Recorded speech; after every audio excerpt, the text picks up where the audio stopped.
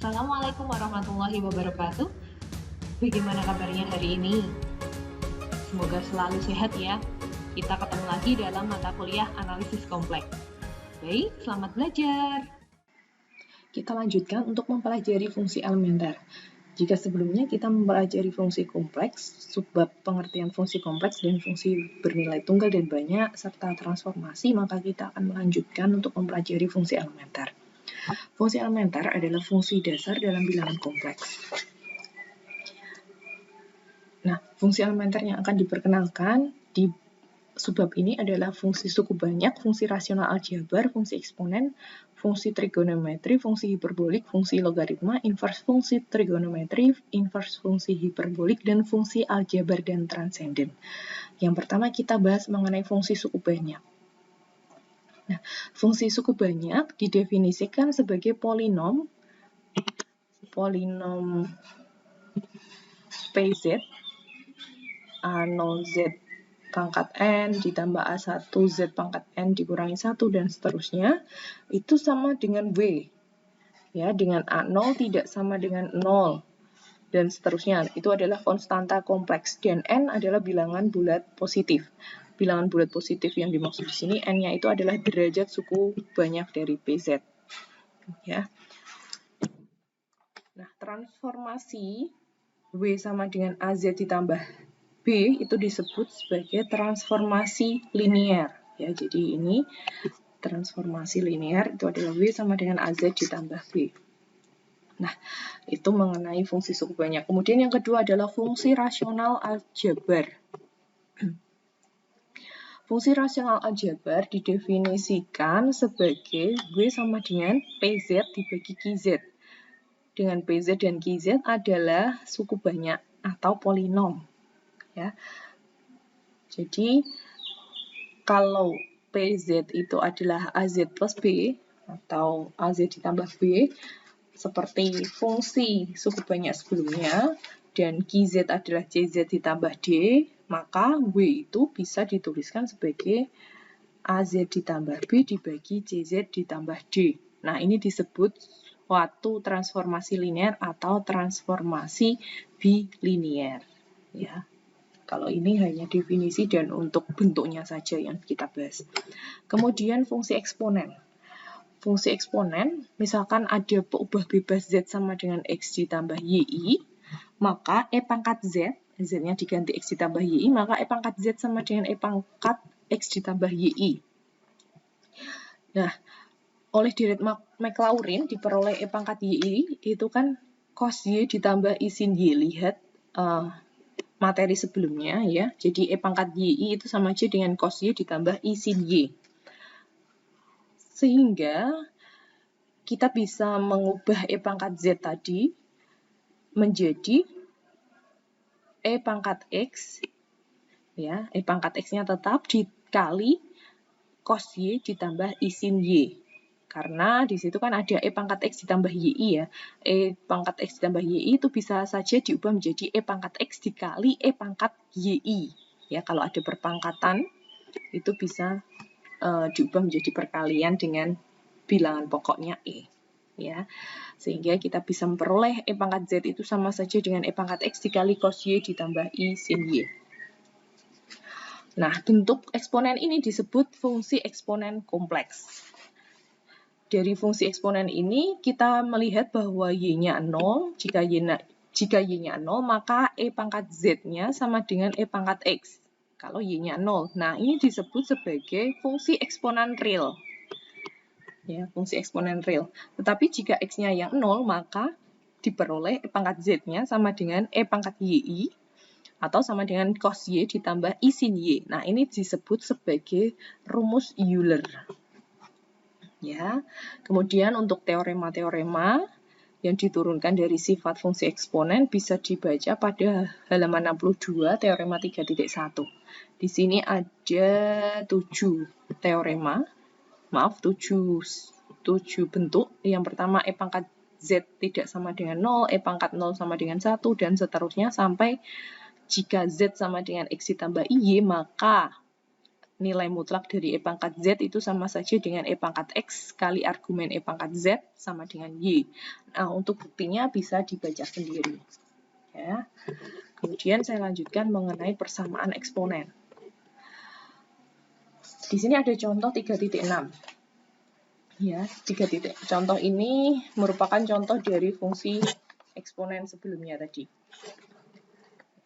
Tentukan nilai Z yang memenuhi persamaan E pangkat Z sama dengan negatif 1 dan B E pangkat 3Z dikurangi 1 sama dengan 1. Nah, saya akan mencoba membahas di sini. Kita bahas yang A saja. E pangkat Z sama dengan negatif 1. Nah, kita ingat bahwa Z-nya itu bentuknya adalah X ditambah IY. Maka dari persamaan yang A, E pangkat Z sama dengan negatif 1, kita bisa mengubah menjadi E pangkat X ditambah I, Y sama dengan negatif 1. Ya. Kemudian kita pisah pangkatnya ya menjadi E pangkat X dikali E pangkat IY sama dengan negatif 1. Nah, tadi ada bentuk bahwa E pangkat IY adalah cos Y ditambah I sin Y, maka kita bisa mengubah menjadi E pangkat X dikali cos Y ditambah I sin Y sama dengan, oh maaf, ini I tadi ya, sama dengan 0 dikurangi I. Nah, karena negatif I kita bisa mengubahnya menjadi bentuk 0 dikurangi I. Biar jelas X-nya mana, Y-nya mana. Ya. Nah, dari ini tadi, nah, kita bisa memisahkan antara nilai yang ada I-nya dan tidak ada I-nya. Kita kalikan terlebih dahulu. Berarti E pangkat X cos Y ditambah I kali E pangkat X sin Y sama dengan 0 dikurangi I. Nah, kita bisa ambil yang ada I-nya, kita sama dengankan dengan yang ada I-nya, yang tidak ada I-nya, kita sama dengankan yang tidak ada I-nya. Berarti kita peroleh E pangkat X dikali cos Y itu sama dengan 0. Dan E pangkat X sin Y, nah ini yang mengandung I, itu sama dengan negatif 1. Ya, jadi langsung ya. Atau kalau belum jelas, ini kan awalnya ada I-nya. Nah, ini awalnya ada I. Nah, kalau kita hilangkan I-nya, maka E pangkat X kali sin Y sama dengan negatif 1. Jelas ya? Nah, ini sebagai persamaan pertama dan ini sebagai persamaan kedua. Dari sini kita bisa mencari nilai X dan Y. Ya, dari persamaan satu dulu. E pangkat X cos Y ini sama dengan 0. Ya. Kemudian, karena kita mau mencari nilai X, maka E pangkat X-nya tidak boleh 0. Ya. E pangkat X tidak sama dengan 0. Sehingga diperoleh kalau E pangkat X-nya 0, maka cos Y-nya sama dengan 0. Ya, karena E pangkat X kali cos Y sama dengan 0. Kalau E pangkat X tidak boleh 0, biar hasilnya 0, berarti kan cos Y-nya sama dengan 0. Nah, berarti Y-nya berapa? Nah, Y-nya berapa biar cos Y itu sama dengan 0? Ya. Nah, nilai cos yang bernilai 0 adalah cos 90. Jadi, kita bisa mengubah cos Y ini menjadi cos pi per 2. Ya. Atau kalau dalam bentuk derajat atau maaf dalam bentuk K kali pi, maka karena di sini sudutnya adalah pi per 2, maka Y-nya ini sama dengan pi per 2 ditambah K pi. Nah, ini untuk mencari nilai X dan Y di persamaan kedua. Maka kita substitusikan ke persamaan kedua. Persamaan keduanya tadi adalah E pangkat X kali sin Y sama dengan negatif 1.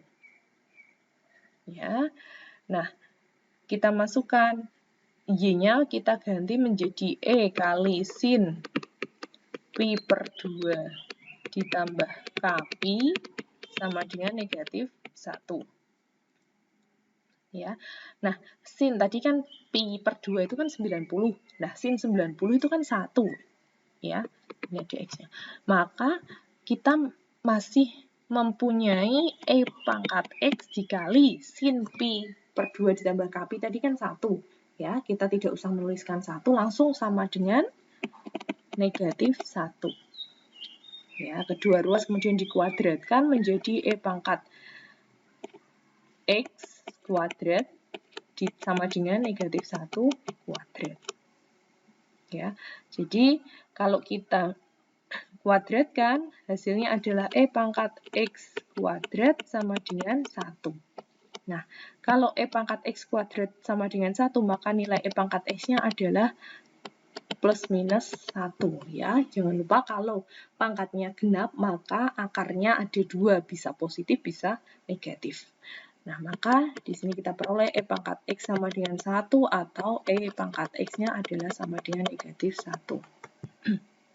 Nah, karena E pangkat X itu nilainya positif, maka yang kedua ini adalah tidak memenuhi. Sehingga dari situ kita bisa menemukan bahwa, sini aja ya, saya sempil-sempilkan. E pangkat X sama dengan 1, maka nilai X-nya berapa? Nah, E pangkat berapa yang hasilnya 1? Berarti X-nya adalah 0. Kemudian kalau kita sudah mendapat X-nya sama dengan 0, kita masukkan ke persamaan kedua tadi. Jadi, E pangkat, kalau X-nya 0, berarti E pangkat X dikali sin Y sama dengan negatif 1. Berarti E pangkat 0 kali sin Y sama dengan negatif 1. E pangkat 0 kan tadi 1, berarti tinggal sin Y sama dengan negatif 1.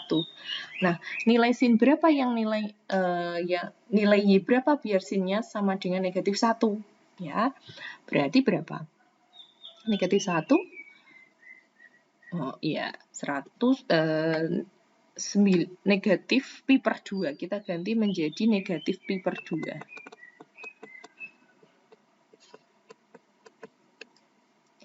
Jadi, kita temukan bahwa Y-nya adalah negatif pi per 2 ditambah K kali pi. Ya. Kemudian, selanjutnya, karena kita sudah memperoleh nilai X-nya sama dengan 0, dan Y-nya adalah negatif pi per 2 ditambah Kpi, maka kita bisa menuliskan bahwa nilai Z-nya adalah X ditambah IY atau X ditambah YI sama saja. Kita tinggal mensubstitusikan nilai X-nya 0 dan nilai Y-nya adalah negatif pi per 2 ditambah K kali pi. Dengan K adalah bilangan bulat. Oke. Nah, itu adalah contoh dari fungsi eksponen. Saya lanjutkan ke fungsi logaritma. Definisi dari fungsi logaritma itu kita bisa lihat di definisi 3.3. Misalkan bilangan kompleks Z sama dengan R kali E pangkat I theta, dengan R adalah nilai mutlak Z dan theta adalah argumen Z, ya, sudutnya itu argumen Z. Maka fungsi logaritma dengan peubah kompleks Z dinyatakan sebagai log Z sama dengan log R kali E pangkat I theta sama dengan log R ditambah I theta. Ya, kalau Z-nya real, maka log Z sama dengan ln Z, sama ya, logaritma natural dan log Z. Sama, berarti sama dengan ln R ditambah I theta, dengan R lebih dari 0. Nah, berdasarkan sifat logaritma real yang dimiliki oleh log Z, maka kita mendapatkan log Z itu sama dengan ln nilai mutlak dari Z ditambah I theta. Dengan Z tidak sama dengan 0. Nah, apabila theta merupakan sudut atau argumen utama dari Z, theta itu tadi adalah argumen Z, maka theta itu berada di antara negatif 2pi sama 2pi. Ya. Maka nilai Z-nya sama dengan R kali E pangkat I dikali theta ditambah 2kpi. Ya, sehingga kita bisa menuliskan ln Z itu sama dengan ln R ditambah I kali theta ditambah 2kpi, dengan K adalah bilangan bulat. Dengan demikian, ln Z merupakan fungsi yang bernilai banyak. Nah, khusus untuk K sama dengan 0, maka bentuknya seperti ini. Ln Z sama dengan ln R ditambah I theta. Disebut sebagai harga utama dari ln Z. Kemudian teorema 3.2, di sini ada 5. Di sini sudah ada pembuktiannya. Yang belum ada pembuktian nomor 4 dan 5. Silahkan bisa dicoba untuk pembuktiannya secara mandiri. Nah, dengan demikian fungsi logaritma dan fungsi eksponensial merupakan dua fungsi yang saling invers. Yang satu merupakan invers dari yang lain. Kemudian saya berikan contoh 3.7 yang bagian B. Saya jelaskan untuk yang bagian B ya. Oh ya, ini contoh, ini jawaban yang A mulai ini tidak. Nah, B, di situ ada disuruh menyatakan logaritma berikut dalam bentuk X ditambah YI. Ya, di situ yang diminta adalah log 2 dikurangi 2IZ pangkat 3. Maka kita bisa, langkah pertama kita bisa mencari nilai R dan nilai theta. Ya, kita akan membentuk nilai log 2 dikurangi 2IZ pangkat 3. Caranya bagaimana? Masih ingat cara mencari nilai R?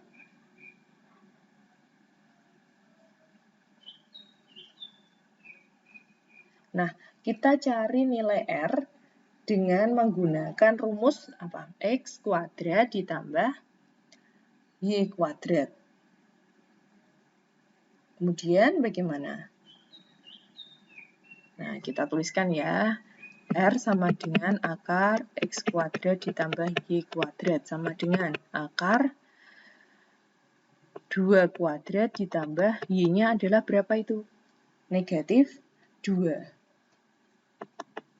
kuadrat. Berarti akar 4 ditambah 4, akar 8 ya. Berarti akar 8 sama aja dengan 2 akar 2. Kemudian kita mencari nilai theta. Nah, nilai theta ini kita peroleh, tadi R2 akar 2, kita mencari nilai theta dengan cara tan theta sama dengan Y dibagi X. Sama dengan negatif 2 dibagi 2. Negatif 2 dibagi 2 adalah negatif 1. Sehingga nilai tan theta bernilai 1 tetapi negatif, berarti di kuadran 4.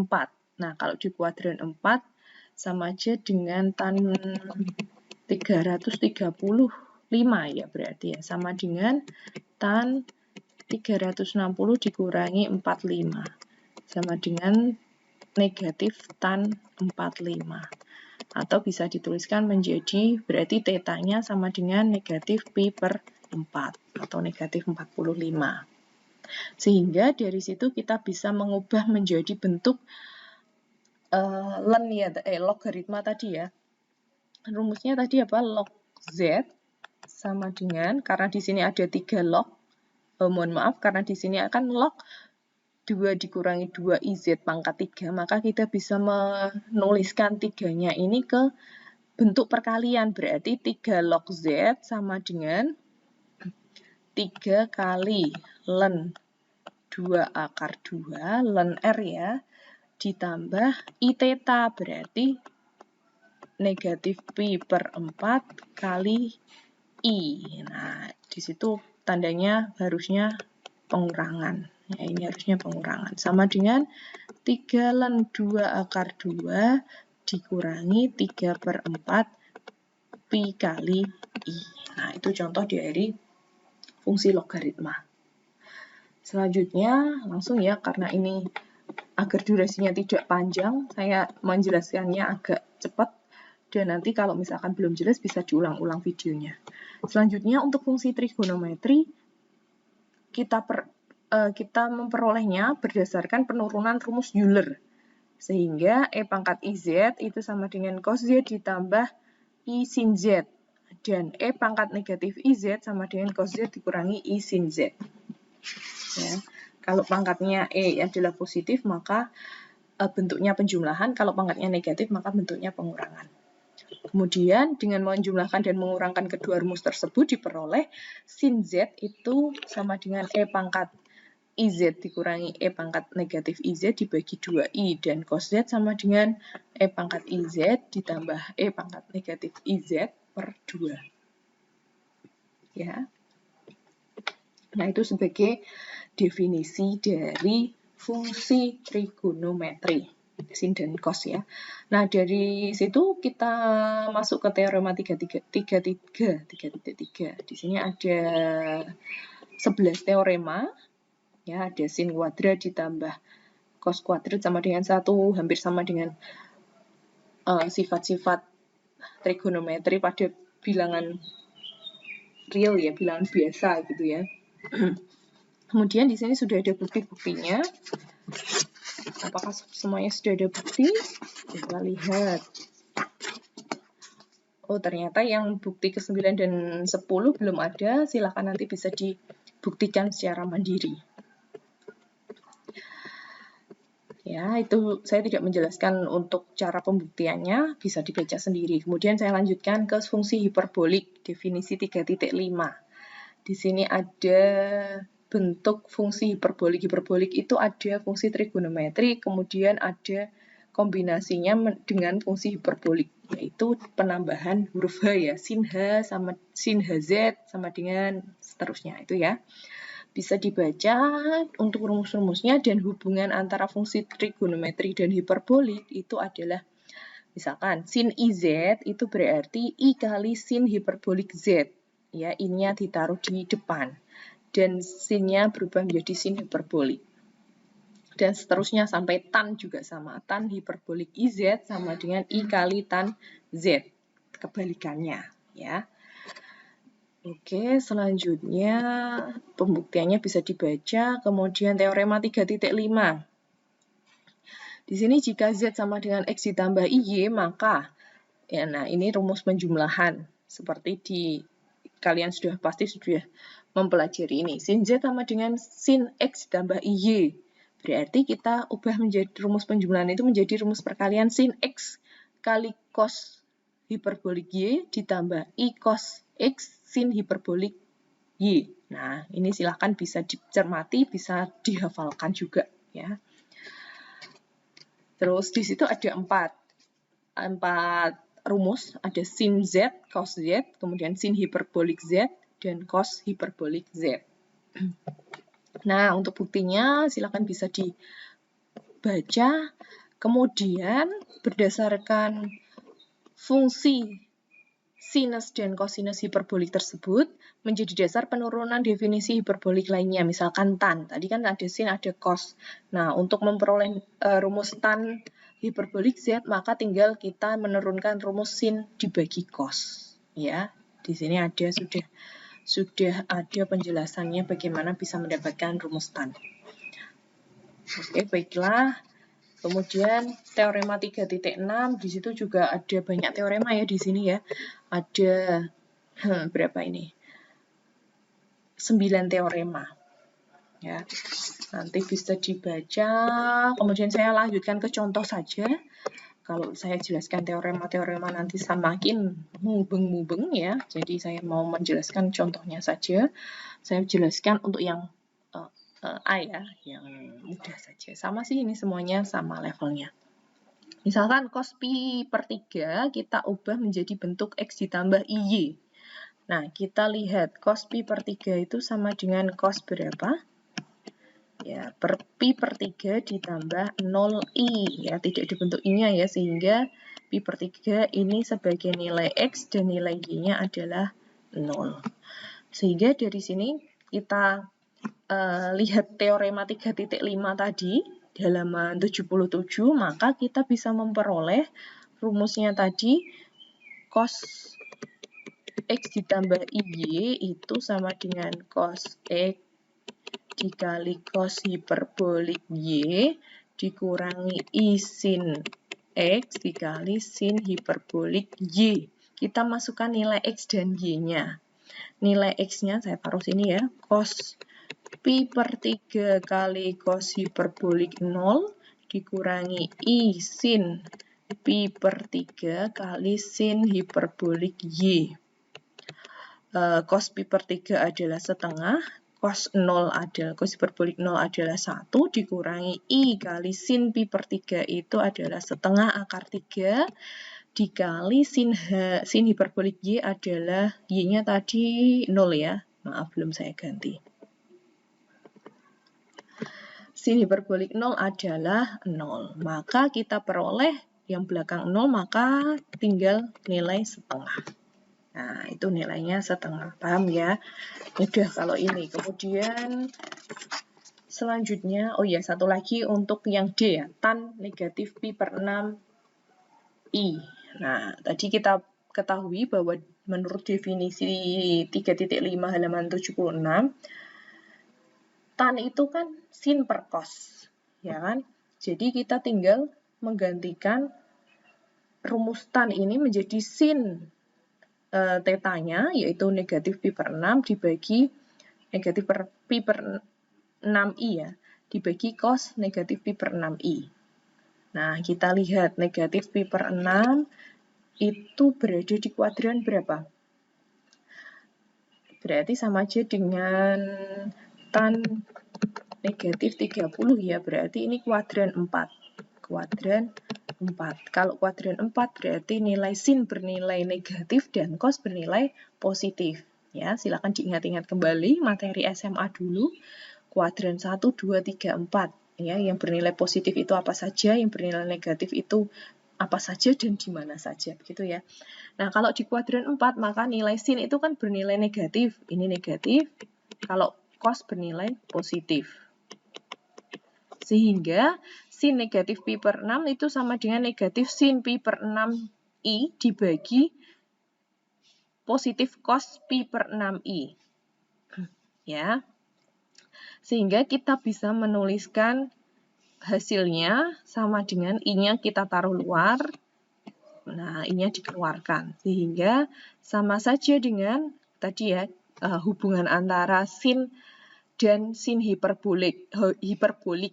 Ya, jadi tadi misalkan sin IZ itu sama dengan I kali sin hiperbolik Z, kan seperti itu. Nah, kita bisa ubah juga I-nya kita keluarkan, tetapi sin-nya ini menjadi sin hiperbolik. Dan cos-nya juga sama menjadi cos hiperbolik. Paham ya? Mudah ya? Oke, kemudian saya lanjutkan ke inverse fungsi trigonometri, halaman 85. Definisinya, inverse fungsi trigonometri, W sama dengan sin Z, itu sama dengan W sama dengan arcus sinus dari Z, atau inverse sinus dari Z, sama saja cara bacanya. Dengan syarat bahwa W sama dengan arcus sinus Z, jika Z itu sama dengan sin W. Nah, rumus-rumusnya ada di sini. Ada 6 rumus ya. Jadi arcus sinus dari Z sama dengan 1 per I kali len kali IZ ditambah akar 1 dikurangi Z kuadrat. Dan seterusnya tidak saya bacakan semua ya, bisa dibaca. Kemudian untuk buktinya juga bisa dicermati sendiri. Nah, sekarang saya masuk ke contoh 3.11, halaman 90. Di sini ada tentukan nilai sin inverse sin ya, atau arcus sinus sin dari negatif 2i. Nah, tadi caranya bagaimana? Kita ubah dulu menjadi bentuk rumusnya ya. Sin arcus sinus dari Z ya. Jadi rumusnya tadi saya taruh atasnya sini. Sin arcus ya, arcus sinus dari sin atau inverse dari sin sama dengan 1 per I kali len IZ ditambah akar 1 dikurangi Z kuadrat. Nah, kita lihat di sini bentuknya Z-nya adalah negatif 2I. Ya, sehingga kita bisa memperoleh bahwa 1 dibagi I kali ln IZ, berarti I kali Z-nya diganti negatif 2I ditambah akar 1 dikurangi negatif 2I kuadrat. Hasilnya adalah 1 per I kali ln negatif 2I kuadrat ditambah akar 1 dikurangi 4I kuadrat. 1 per I dikali ln berapa ini? Negatif 2I kuadrat sama saja dengan 2 ya. Karena I kuadrat kan negatif 1. Negatif 2 kali negatif 1 hasilnya positif. Ya, ditambah akar 1 dikurangi 4I kuadrat itu sama saja dengan ditambah 4. Ya. Berarti 1 per I dikali ln 2 ditambah akar 5. Nah, itu baru sampai tahap ini. Nah, bagaimana cara mengubah ke bentuk ada teta-tetanya seperti tadi? Nah, kita ingat rumusnya. Kita ingat rumus bahwa ln 2 tambah akar 5 kita bisa ubah menjadi bentuk R dan bentuk tetanya. Kita cari R-nya dulu. Ya. Nah, kita nanti akan mengubah menjadi 1 per I ln R ditambah I theta. Ya, kita cari di sini ya, saya mau mencarinya di sebelah sini. R sama dengan akar X kuadrat ditambah Y kuadrat, berarti X-nya 2, 2 kuadrat ditambah Y kuadrat. Y kuadratnya berarti akar 5 kuadrat. Sama dengan akar berapa ini? 4 ditambah 5 berarti akar 9. Ya. Maaf. Ini yang dikuadratkan ini ya. Maaf, ini sebagai nilai X. Y-nya yang tidak ada. Oke, saya ubah dulu. Saya ulangi. Ya. 2 ditambah akar 5 ya, itu sebagai nilai X. Ya, Y-nya kan 0, tidak ada yang berkoefisien I, sehingga R-nya sama dengan akar 2 ditambah akar 5 kuadrat ya, ditambah 0 kuadrat karena Y-nya tidak ada. Sehingga kita peroleh 2 ditambah akar 5 kuadrat itu sama saja dengan 4 ditambah 5 kuadrat ditambah 2AB-nya berarti 4 akar 5. Sama saja dengan 9 ditambah 4 akar 5. Nah, ini sebagai nilai R-nya. Kemudian nilai tetanya berapa? Kita cari menggunakan rumus tan theta. Sama dengan Y per X. Y-nya tadi 0, X-nya adalah 2 ditambah akar 5. Berarti tan tetanya 0. Kalau tan theta 0, maka tetanya berapa? Tetanya adalah nilai tan yang bernilai 0, pi per 2 ya. Pi per 2, jangan lupa tetap ditambah 2 kali. Sehingga dari rumus ini kita bisa memperoleh 1 per I kali ln R-nya adalah akar. Ini kurang akar ya. Akar 9 ditambah 4 akar 5 ditambah kemudian tetanya adalah pi per 2 ditambah 2 kali kali I. Dengan K-nya adalah bilangan bulat. Ya, jelas? Kemudian, nanti kalau belum jelas silakan bisa ditanyakan di forum diskusi. Kemudian definisi 3.7 itu sudah masuk di inverse hiperbolik, inverse fungsi hiperbolik. Ya, definisinya adalah W sama dengan tan hiperbolik Z, ya. Dan kalau W itu adalah inverse-nya Z, syaratnya adalah W sama dengan inverse-nya tan Z, jika Z-nya sama dengan tan hiperbolik W. Ya. Nah, rumus-rumusnya ini. Kalau tadi sebelumnya adalah hanya trigonometri, kalau ini yang hiperbolik, inverse fungsi hiperbolik. Untuk buktinya bisa dibaca secara mandiri, dan satu lagi saya akan menjelaskan contoh 3.12. Di sini ada soal tentukan nilai tan hiperbolik inverse-nya, inverse tan hiperbolik akar 3i. Nah berarti tan di definisi-definisi tadi ada rumus bahwa inverse tan hiperbolik Z itu adalah setengah ln 1 ditambah Z dibagi 1 dikurangi Z. Ya, nah ini sebagai nilai Z-nya. Kemudian sama dengan 1/2 ln, kita ganti Z-nya menjadi 1 ditambah akar 3i dibagi 1 dikurangi akar 3i. Ya. Nah, coba sampai di sini. Silahkan tugasnya, ya, tugas yang pertama itu kalian mencari mengapa kok dari bentuk ini bisa ketemu hasil seperti selanjutnya. Oke, silakan bisa didiskusikan di forum diskusi. Yang bisa silakan menuliskan atau mengunggah jawabannya, nanti saya beri nilai tambah. Oke, terima kasih. Untuk tugas selanjutnya bisa berlatih soal-soal di halaman 94. Silakan dikerjakan semua sebisanya. Nanti itu sebagai tugas mandiri saja, tapi tidak dikumpulkan. Ya, itu sebagai tanggung jawab pribadi untuk mengerjakan atau untuk belajar mandiri. Oke, cukup sekian penjelasan untuk materi fungsi elementer.